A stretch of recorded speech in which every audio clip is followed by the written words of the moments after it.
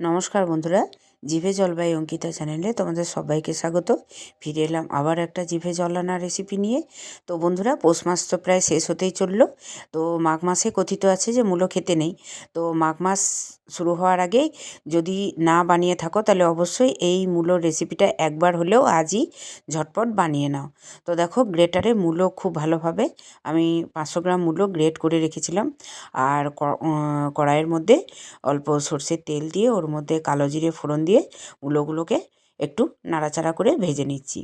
আর এদিকে মশলা হিসেবে দেখো 2 চামচ পোস্ত, 2 চামচ সর্ষে আর ঝালের জন্য গোটা কয়েক শুকনো লঙ্কা আমি একসাথে মিক্সির মধ্যে পেস্ট করে নিচ্ছি। আর এদিকে মূলোটাকে দেখো হলুদ না দিয়ে শুধুমাত্র লবণ দিয়ে আমি কষিয়ে নিয়ে ঢাকা দিয়ে রেখেছিলাম। একদম মজে এসেছে, মূলো থেকে যে জলটা বেরিয়েছিল সেটাও প্রায় শুকনো হয়ে এসছে।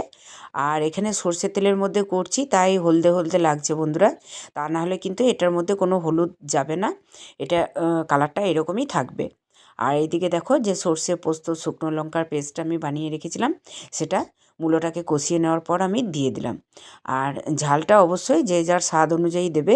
তবে আমি বলে রাখি বন্ধুরা, মূলোর এই রেসিপিটা একটু বেশি করে ঝাল দিলেই কিন্তু বেশি ভালো লাগবে। তো দেখো, ঝটপট খুব ইজি, মাত্র কয়েকটা উপকরণ দিয়ে দুর্দান্ত স্বাদের একটা মূলো রেসিপি। একদম 5 থেকে 10 মিনিটের মধ্যেই এটা রেডি হয়ে যায়। আর এটা গরম ভাতের সাথে দুর্দান্ত লাগে, এমনকি তোমরা লুচি রুটি পরোটার সাথেও খেতে পারবে, এরকমই একটা ইউনিক রেসিপি। তো আমার আজকের রেসিপি কেমন লাগলো অবশ্যই কমেন্ট করে জানিও। সবাইকে অনেক অনেক মকর সংক্রান্তির শুভেচ্ছা। সবাই ভালো থেকো।